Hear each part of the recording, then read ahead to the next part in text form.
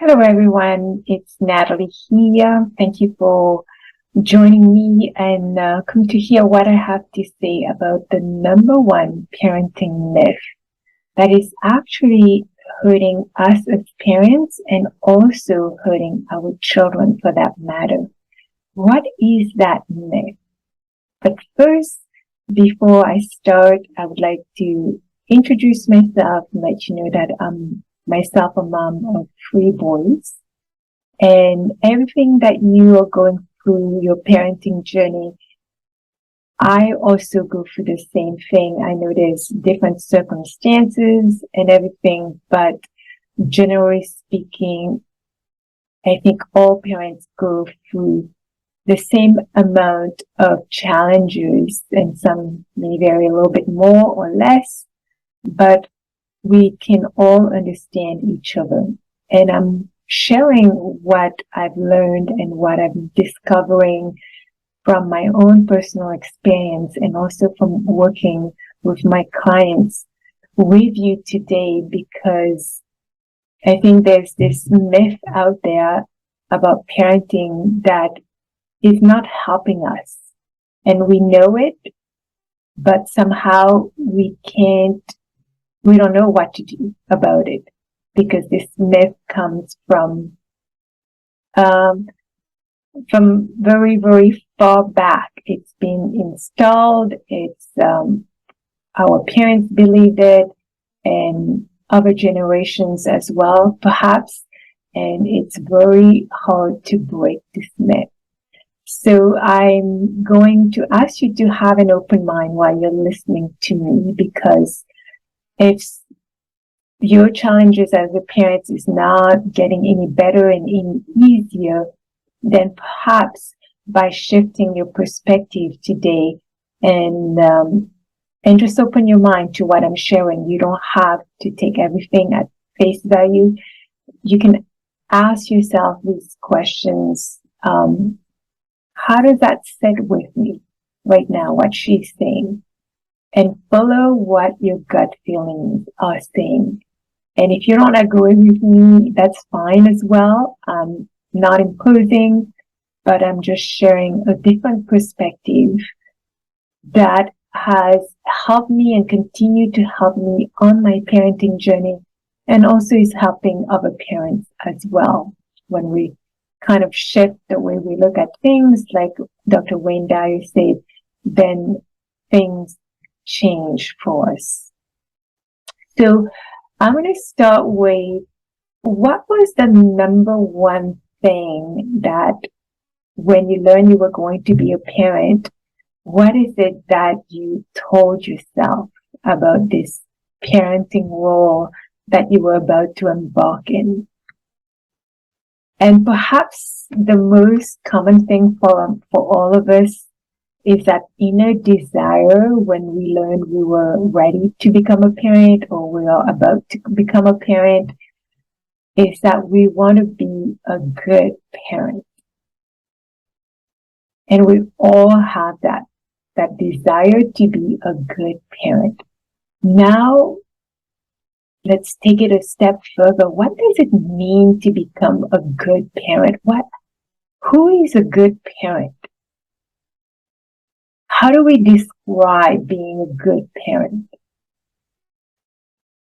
What is that? What does that look like for you? What does that feel like for you? And being a good parent, what does that mean for our children? And those are big questions, right? If I'm asking it to you right now, you probably say, I'm going to have to take a moment and see, what is it for me that describes being a good parent? The moment, though, that we say, I want to be a good parent, and because we're all unique, we're all different in some ways, and we may all have different answers of what a good parent is like, look like, feels like, and the actions and reactions of a good parent, and so on. But the moment we say, I want to be a good parent, we already have some expectations. Expectations of what that look like, feel like, how's that going to transpire for us. And often though, is that the expectation we have is that our child needs to behave, to be a certain way, to like a certain things, to react in a certain way as well. We are already having these images and what that looks like for us, and what is going to confirm to me as a parent that is going to make me feel like I'm a good parent. So if you want, there's that myth out there of how does that being a good parent equals what? Right? What are those expectations of a good parent? And often the expectations of a good parent is that my children's behaviors are going to show me if I'm a good parent or not.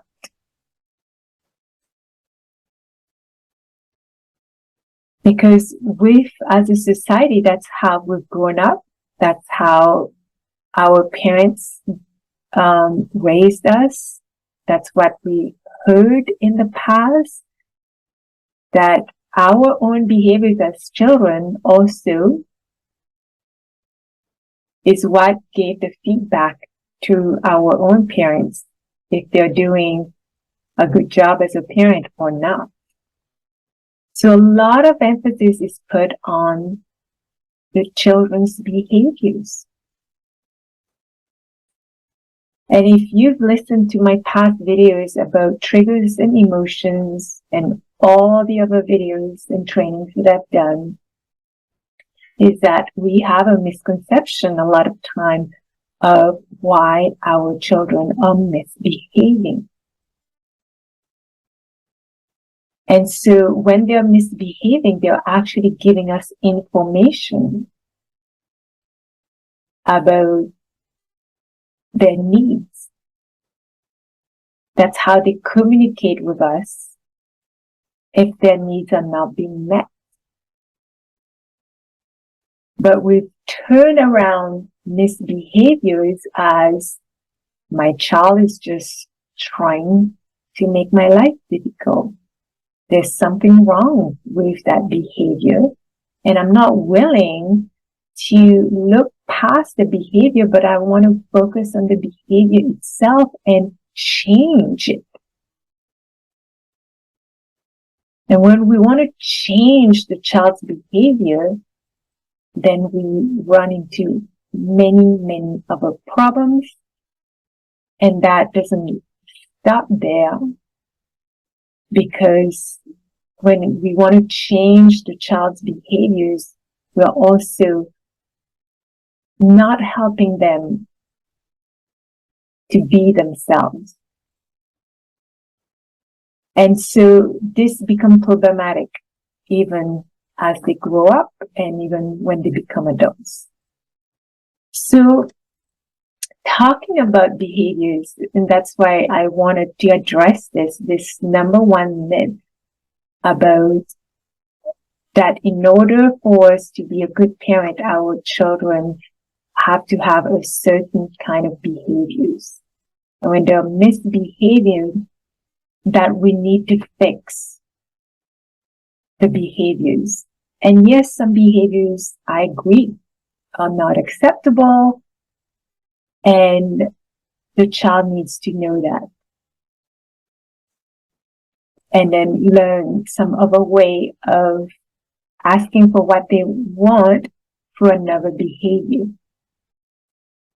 I totally get it. I totally agree with it. But when we just see behaviors and we just want to fix behaviors, it's going to harm us, because these behaviors have deeper meanings. And if we can understand the meanings, then we can approach the behaviors in a different way. And so it's in the way we're approaching our children's behaviors and the way we go about it, about wanting them to change it and not understanding what's causing the behavior. That's the issue there. So then you would say, well, why do well-meaning parents, smart, well-meaning parents, keep having these strong reactions to our children's behaviors? Because this is what we feel. We have our children are misbehaving. We feel a certain way. And this is what makes our lives difficult, because we're experiencing these strong emotions and then we react from those strong emotions. And no matter how many times you say at your start of the day that I'm going to start the day well, we have the best intention to remain calm, to remain loving, to remain compassionate, you still run into those triggers. But just because also, if we've decided to be a conscious parent, which most of you probably, that's what you wanted, and that's what you're still wanting, is to be a conscious parent and to choose to practice gentle or positive parenting. Even if you've made that decision, it's still not enough, isn't it? Often there are phases where we find ourselves not being able to manage or respond with cool and calm when they're misbehaving. So there is ongoing unintentional blaming, shaming, feeling guilty afterwards, right? When we lose that calm, when we are not able to manage our own emotions in the moment, which often we regret as a parent, because it doesn't feel good for anyone in the family. And maybe you've tried many parenting techniques and tools to avoid expressing those strong, explosive emotions towards your children. And maybe they work in the short run, but we know that in the long run, often we find ourselves back at square one, back having this really vulnerable moments where we can't take it anymore, where we say, I can't take this. It's too much and I don't know what to do. Well, you're not alone. And the only reason why I'm saying this to you is because I've been there myself. I know that's how it feels. I know exactly what you're feeling in your body, what's going on in your mind, and feeling that when is that going to end? And if you could just change this behavior, then maybe I won't be feeling this way. The reason why, despite the intention, despite the decision of becoming a conscious parent, that we're not able to keep our calm, or most of the time, I wouldn't say all the time because that's impossible, but most of the time that we can do this, the simple truth is that because the tools that we use often just address the children's behavior and symptoms that you're experiencing, but it never gets to the root cause of why we're reacting as a parent. And if you watch my video on triggers, you know that when you're triggered, when something is upsetting you, getting you angry, frustrated, whatever it is, the emotions that are coming up were already there. They were just waiting and sitting there. And when something upset you, all of that emotions came up, and that's how you react. You're no longer choosing to make a conscious decision of responding, but you're very much in a reactive mode. And you may also be aware of the situations with your kids that are triggering you. And no matter how strong your will is, to not respond with, say, anger, you find that you still do it. Boom, from 0 to 10, you will come and now you're super, super angry. And you react with anger, with rage, with frustration, whatever is coming up for you. And to your dismay, you may also find yourself repeating the same habitual reactions. Yeah, the reactions that we don't like when we yell, when we shout, when we complain and blame our children, when we punish them over and over and over again. And afterward, it never feels good. I don't know about you, but for me, it never felt good after, and there's always regret. And the regret that comes up is what pushed me in the first place to say, there must be another way. I can't keep doing this. I can't keep harming myself and my children and affecting the relationship that I have with my children. Because you know that it is not only hurting you, it's hurting your child and also hurting the bond that we all want to have with our children, not only when they're little, but when they grow up and become adults. We do want to have a relationship, a good relationship with our children. And then how do we feel when we're not able to keep our calm and respond rather than react? Well, I know I felt like a failure. I questioned my own ability to parent.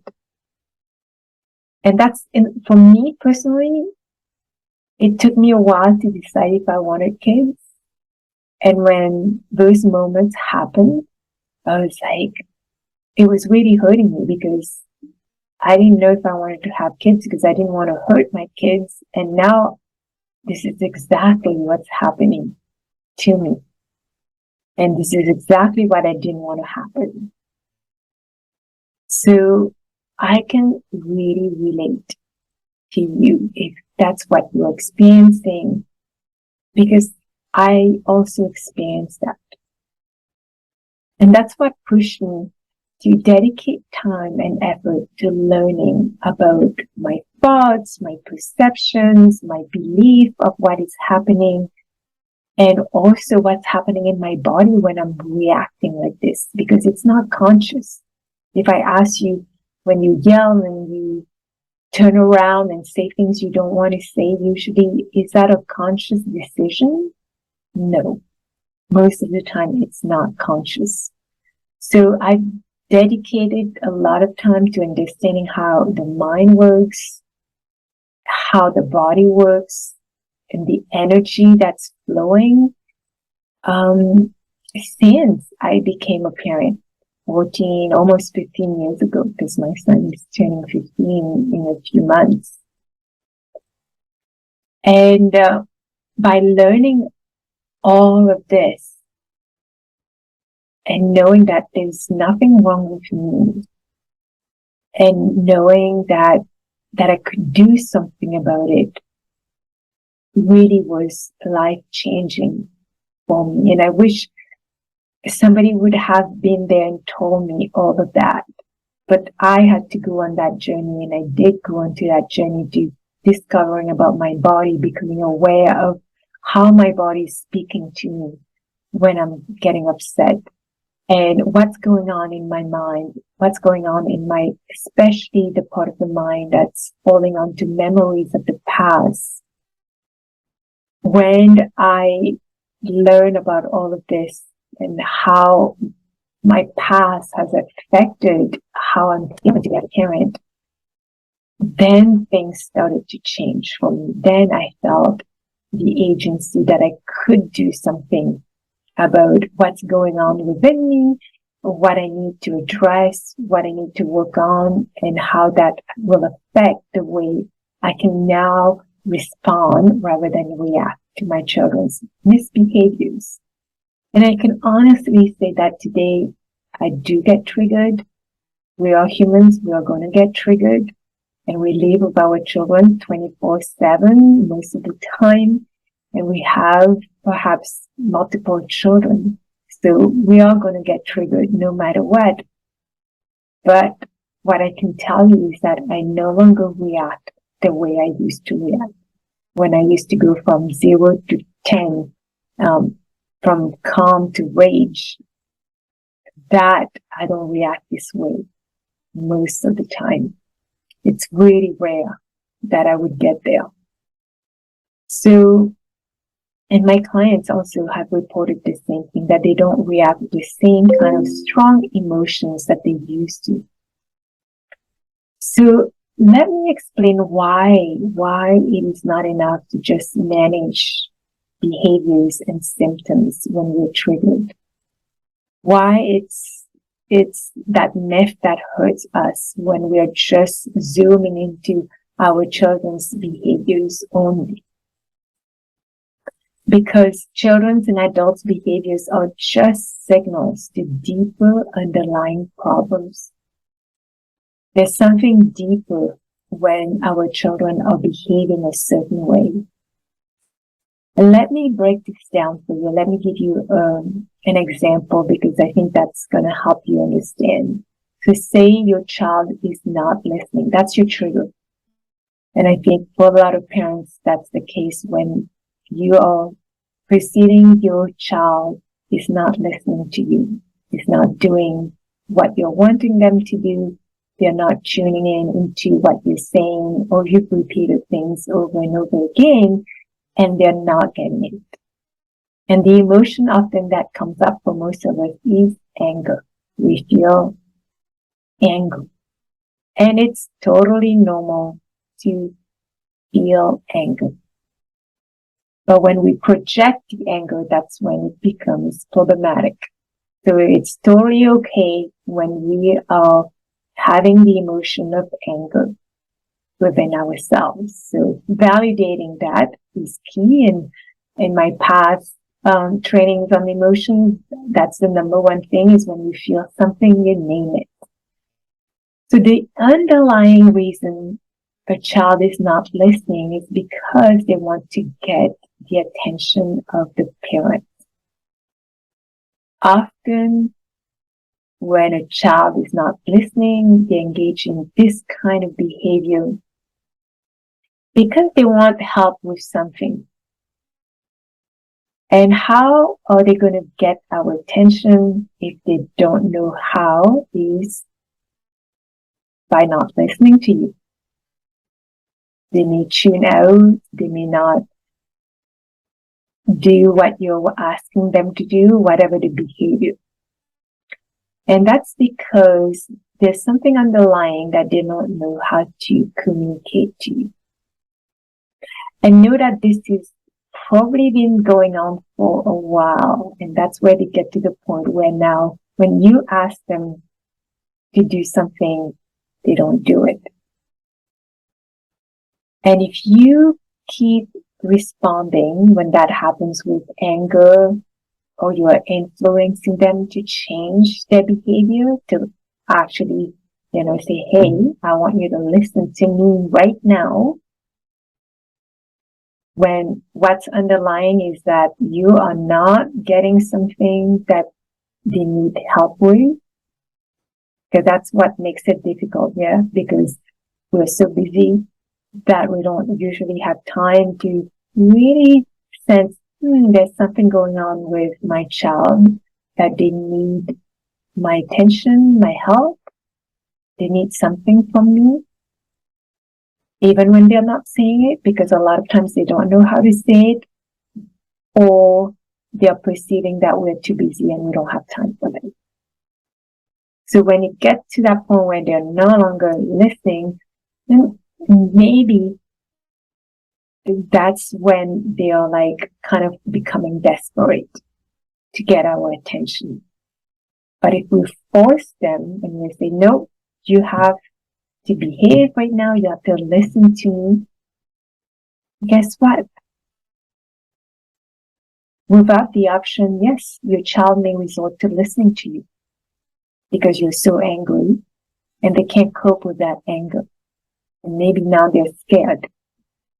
And maybe they feel like, oh my gosh, if she or he stays angry like that, not only they're not going to give me attention, but they're not going to be helping me with what is it that I'm really feeling that I need help with. So just because when you impose on changing your child's behavior and however you get there, and they do it, a lot of time it comes at a cost. Just know that. When we impose on changing our children's behavior, it will come at a cost. And maybe you won't see what that cost is right in that moment. But what is the cost? Well, the cost will be that the child will start to develop a belief about themselves. And the belief is that I'm not worthy of your attention. I tried to get your attention. I misbehaved. So you can give me some attention, and the misbehavior may be giving the child the negative attention, but for them, that's rather than no attention, they rather receive that attention. And a lot of parents do say to me, but I am giving my child attention. I am spending time with them. I am doing this with them. But yes, you may be spending time with them, but are you tuning in into what they really need? What is it that they really need? And when they misbehave, that's a sure sign that there's something that they're wanting that they're not getting in the way that they want it. And every child is different. Sometimes children want to have the company and have the connection through talks, through spending time together. Some through play. And some children, maybe there's something going on with their friends or at school that they need help with. And that's what they're really wanting. There's some children they value when they get validation, they get praise, and maybe it's been a while now that they haven't heard the praise, and they're trying really, really hard at their math or some other skills that they're learning, and they just want some encouragement. So if they're not getting the attention in the way that they want it and need it, then they start to develop that belief, I'm not worthy. And their need for attention and help from us remains unmet. So then what happens? They may continue to act out, to misbehave. And then that triggers you more and more and more. And you're like, when is this going to stop? And then we'll react more. And what that does is it creates a disconnect within the child, because when the child is forming this belief, I'm not worthy of attention, I'm not good enough, I'm lonely because I'm unlovable, that's why this is happening. But there's also the disconnect with the parent. And not only there's the disconnect within themselves, but they also feel the disconnect with the parent. If you're confused right now, I get it. I totally understand, because this is what I'm explaining to you may not resonate right away, and maybe we need to listen to this over and over again to understand, or you may put your question in the comments so that I can answer them for you. If you are having questions, so please do so. But here is the light bulb moment. If you're asking, then what should I be doing? If I can't just fix my child's misbehavior, so I stop yelling, shouting, punishing, or whatever behavior that I usually do, what should I do? Well, just know being triggered is human and it's going to be inevitable. We will all get triggered and we all get triggered and we will continue to get triggered. But just know that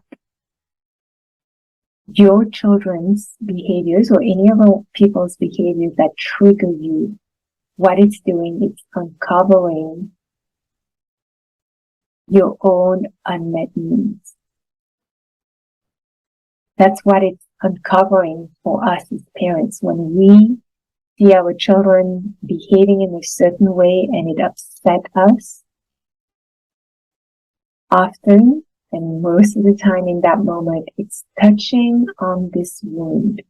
And it's an open wound of our own unmet needs. That's been unmet since we were children. And when these unmet needs are showing up for us and these wounds are being touched on, we no longer feel safe in that moment, because often with these wounds come those beliefs. I'm not worthy. I'm not enough. I'm not lovable. I don't belong. Therefore, if all of these is what I'm perceiving to be true, therefore I'm not safe. And when we are not safe, our autonomic nervous system kicks in. And that's when we go into immediate strong reaction. We go into fight, flight, or freeze mode. So you either react by fighting, shouting, yelling, arguing, blaming with your child. That's by when you're in fight mode. Or you want the situation to stop immediately. You send them to their room, you isolate them, or use threats and punishment. Or you do nothing. You freeze, you ignore them, you walk away, and you shut down. You don't want anything to do with them. And each one of us have a way of reacting depending on what we learned as a coping mechanism when we were little.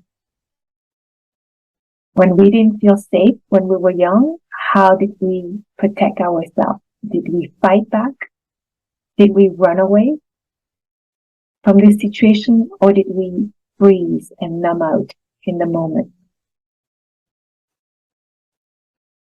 So therefore, as parents, to shift from that very reactive mode to being more responsive to our children's behaviors, we need to do the following to become curious of our own emotional reactions that are arising frequently and often, and the same kind of reactions we're having. Become curious about that. And often those reactions and those emotions stem from belief. You know, the belief of I'm not good enough or I'm not worthy. Like I mentioned before, when a child is misbehaving because they are wanting the attention of the parent and they are not able to get that attention. Either they are punished for it or it's being ignored, whatever it is, they start to form the belief. That's when the belief starts to form. I must not be worthy of the attention. That's why they're not tuning into me. They're not getting it. So uncovering those beliefs are important to do. And then to change this old belief, because if I ask you, are they true? Most of the time they're not true. And then change them and replace them with beliefs that's going to shift the way you feel. So if I'm believing I'm not worthy, changing it to I am worthy.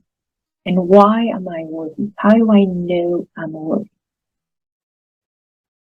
And do that kind of reflection and see what sits with you, what feels right to you, what feels true to you. Then it's about mapping out and understand those emotions, what are they revealing? So there's this emotion trigger process that goes on with all of us. When we're triggered in that moment, what is it that we're perceiving, believing is happening that then brings up these strong emotions? And when these strong emotions are coming up, we're definitely not in the present moment. We're remembering past moments of when we felt the same emotions. And then when we're feeling the same emotions, how we tend to react a certain way because we're perceiving things in a certain light.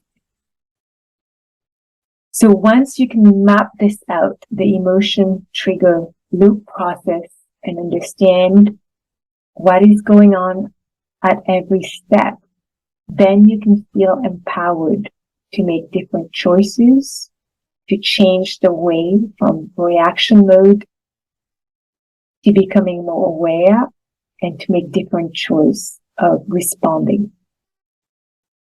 And then the next thing that it's important to do is to know that you can control your reactions only when you know the why, the when, who, and how of your triggers. Why you're being triggered. When does this happen? Usually.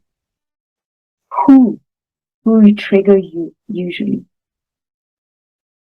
And how to change the way you're perceiving the situation. And the last thing is to accept that you will be triggered. Having that acceptance, not making when we're triggered being a bad thing. Because being triggered is normal. It's how you choose to respond rather than react. And that's up to you. If you're reacting now, that can be changed following these steps that I just mentioned just right now. Because your emotional reaction to your kids' behaviors are giving you the feedback that there are some unresolved issues from the past for you. And that's why it's making you react the way you react in the present. If I ask you right now, are you choosing to react? No, most of the time you're like, I don't want to react this way anymore. I have the best intention. That's why I want to do the calm parenting, the gentle parenting. That's why I want to be conscious, to be a conscious parent. You're not choosing to react. And actually you want to do the opposite. But by just wanting to do the opposite, still it doesn't work until you can uncover beliefs, perceptions, thoughts that are underlying what's going on, how you react. And underneath that is all those unresolved situations with wounds that are still not healed. And know that our children will bring up the pain, the same pain they will touch on that pain that we've experienced as children that have not healed. And that, again, if you see it as something, oh my gosh, like if I knew this, I don't know if I would have kids, but actually if you look at it, that our children are actually helping us to heal because they are showing us what is not healed within ourselves, what's unresolved for us. And if we can accept that and embrace, I don't know, embrace can be difficult for you to embrace, but to shift your perspective that our children are actually helping us as a species to heal and to transform. And when we can make the decision to look within us instead of trying to fix our children, that's the myth, that we need to fix our children. But instead, if we understand that we need to fix what's going on within us, then there's no more fixing to do with our children, because then we can show up in a way where we can attune to them, when we can understand them better, where we can let them to be who they are, because it wouldn't bother us, it wouldn't trigger us to accept them the way they are showing up in the world. Yes, we need to guide them. Yes, we need to show them what's acceptable and not acceptable. Yes, we need to put boundaries for them to learn within a safe space. But if we can also let them to be who they are and accept that and still love them for who they are, then we won't have to fix. We will have less fixing to do.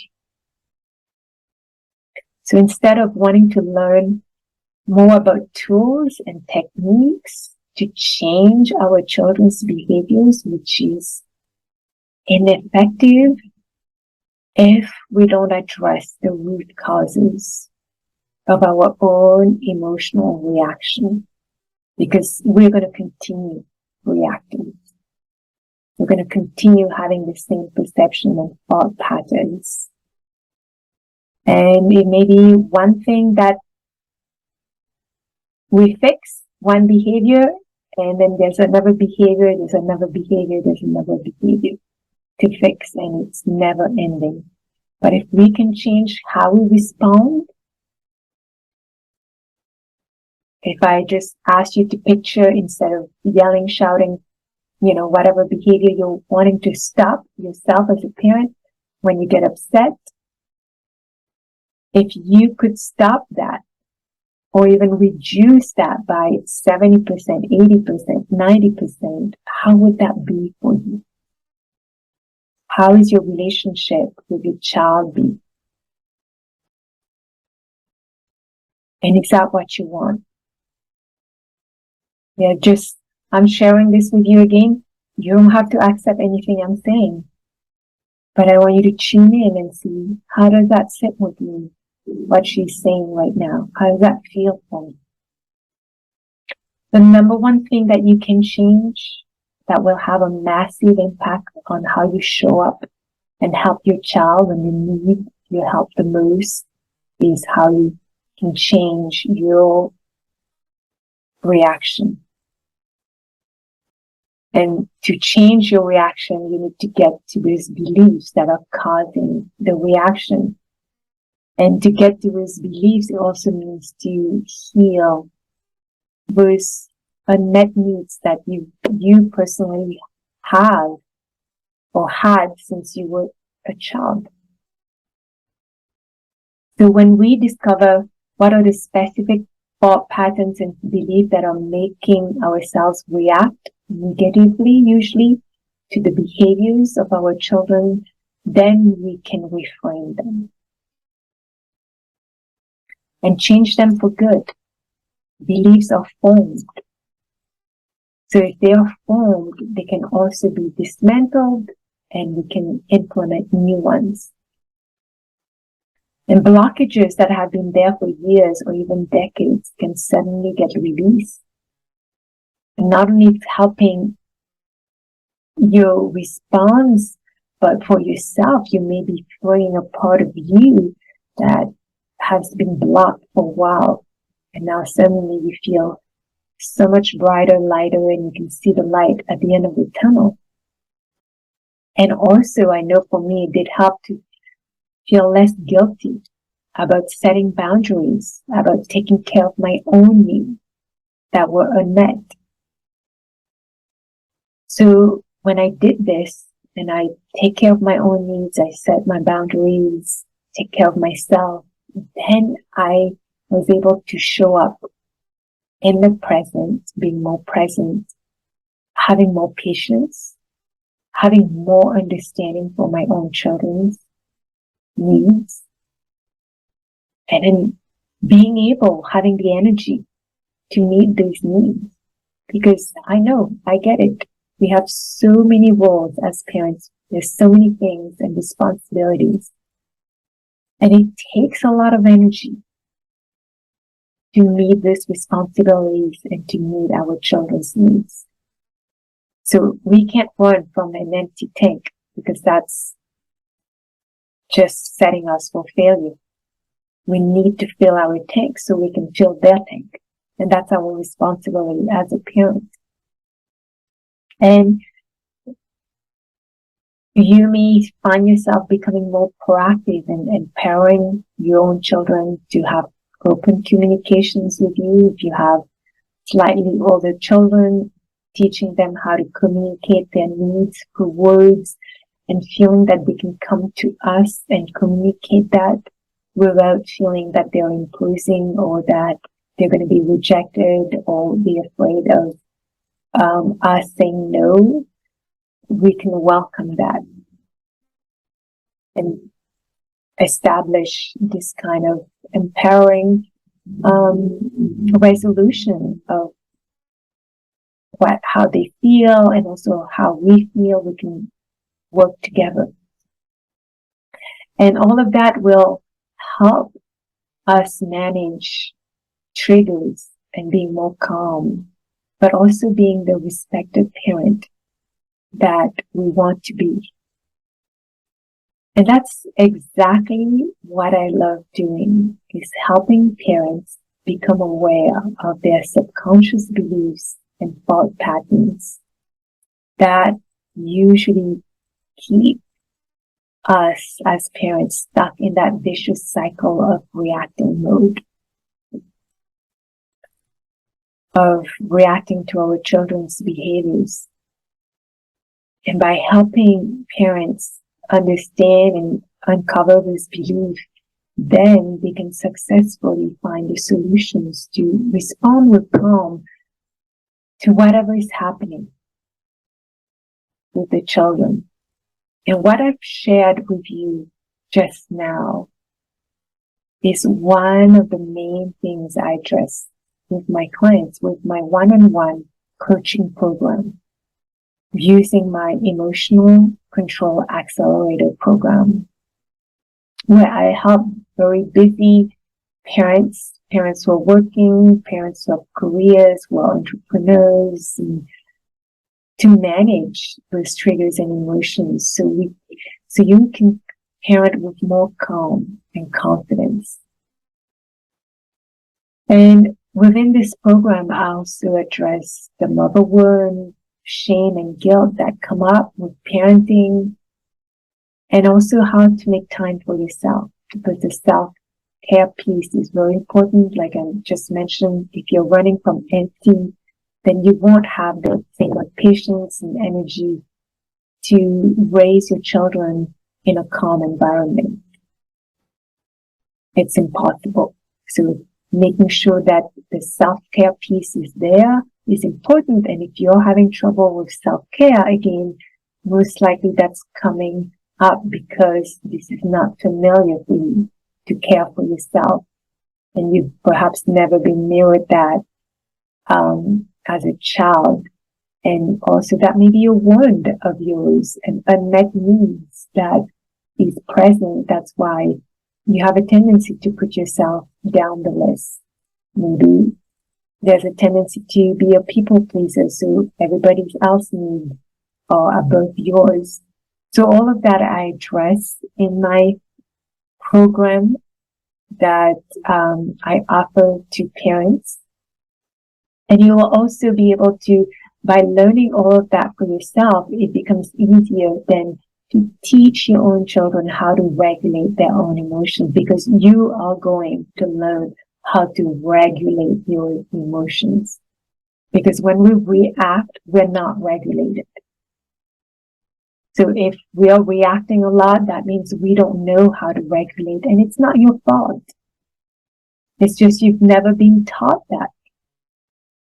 But now there is this opportunity for you to learn how to regulate your own emotions, and you'll be able to teach and mirror that to your children, who will benefit tremendously from that. And ultimately, what we all want is to have this strong bond and relationship with our children when they grow up and they become young adults and parents themselves. We will ensure that this bond is reinforced and keeps developing as we, as parents, learn how to respond, how to stay calm, how to be there and meet the needs of our children. This is how we're going to be able to promote that relationship and to let it grow and blossom over time while we raise our children. So this program is for 90 days. It's one-on-one. You get time with me. We access and uncover the beliefs using the mind, the subconscious mind. We access that part of the mind, and we also do a lot of conscious work every week or bi-weekly, whichever you want, with addressing things that are coming up in your day-to-day parenting, what's showing up right now. And I help you to come up and to learn how to regulate your emotions, to learn to understand that emotion trigger loop process that goes on, so that when you are experiencing it at home yourself, you can start to learn to go through the process of learning how to stay calm and not let your nervous system activate. And then that's when you will react most of the time. So all of that, I spend time with you. I teach you and you practice. So that's the key thing. You are practicing it. I'm not doing the work for you. You are doing the work. And so that when you are by yourself and with your kids, you'll know what to do. At the end of the 90 days, you should have this practice under your belt, the understanding of what is happening when you get upset, and the connection of what is it that you need in that moment that's going to allow you to stay calm and for you to make the choice of response, become response able rather than to react unconsciously. And once you've learned it, it's like learning how to ride a bike. You will not forget it. And it will get better and better and better. You'll have less reactionary time with your children. And you'll get to a point where it's very rare that you will react. Instead, you are going to respond. That will be the familiar state. And so if that's what you really want, do send me a private message, or, you can put emotion on the thread and I'll reach out to you and see if it's a match for you. It may not be, depending on where you're at and other various factors. It may not be. So I'm not pushing this on you by any means. I'm offering to you. And if you feel called upon doing this work, that's going to help you, that's going to help you change your life and also the life of your children, then yeah, reach out to me and we'll have a short discussion and I can give you more details, answer your questions. And really, it's a 90-day program. What's 90 days? If you start now, you'll be done by the beginning of next year. And is that a long time? No, it's not. Is it feasible to do this work in 90 days? Yes, it is. Most people can. And most clients that I've worked with, they see such a difference within weeks. Just within weeks. So, thank you for listening. And thank you for keeping an open mind. Do reach out to me if you have any questions. Otherwise, I will talk to you very soon. Take care, everyone. Bye-bye.